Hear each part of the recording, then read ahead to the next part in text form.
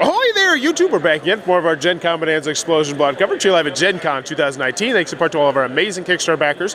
These spectacular companies right here who donated games to our Kickstarter to help make it possible. Without them, we wouldn't even be here, so give them some love, including Arcane Wonders, who are at their booth right now. And of course, our big sponsors, Steve Jackson Games, who has the new Deadly Doodles, a draw-on-draw game coming out right now, so be sure to check that one out. Click on the link below, and TMG, who sponsors everything we do. Right now, we're here at the aforementioned Arcane Wonders booth with Tony, learning about their upcoming Architecturia. Yes, so this is Architecturia. This is a game coming out the first week of September. So we've kind of just gone through and we've focused here at Gen Con on every single one of our upcoming games. So thank you for the time, by the way. One of the big things with Architecturia is that you are all prominent architects who have been hired to build a city. So the number of rows, so you'll have the column cards, and then you have a number of roads that is based on the player count. So two-player game has only 2 roads active, and these are not available 3 and 4. So what you're doing on your turn is you are placing a card of your color, and this is actually a finished 3-player game mode. But what you're doing is you're placing a card of your color on a space, and that's a bad example just because of what it was.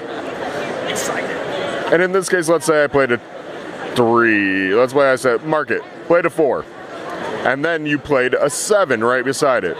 So what you do next to it is first you look at the 2 numbers and compare. So because the card recently played was a 7, you compare it to the 4. It is higher, so the 4 ticks down to a 3. You are always going to rotate the card that was directly to the left. You never rotate the card that you place unless the ability tells you to. So what you do first is you place a card. You place a card, you check the card to the left, you do a rotation, and then you trigger the ability. And in this case, it says you may rotate either 2 adjacent cards to this one, or 1 card anywhere in the city. So with adjacency and rotation, you can rotate however you want. So I wouldn't necessarily have to rotate up to the next thing. I could rotate from this 5 to the 8. And the whole goal of the game is to, at the end, once all of the spaces have been filled, is to have the highest sum of value for your buildings.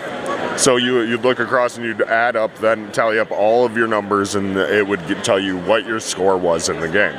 So the other thing with the rotation, though, is if you put a card next to it that's higher, so you put a card that's I mean lower. If you put a 4 down next to a 7, that would tick it up to an 8. If you ever double, so in an instance where you had a 4 and I play a 10 next to it, this will be destroyed. Oh. And now this is a valid place to build on top of. So it's a very tactical game where you are trying to manipulate your opponent's cards, utilize the buildings abilities that you have. There are 2 versions. The version that we've been demoing is one where all the decks of cards are the same. So you're playing with the same deck of cards as every opponent. However, each color is its own faction that has its own mix of unique cards that they can swap in.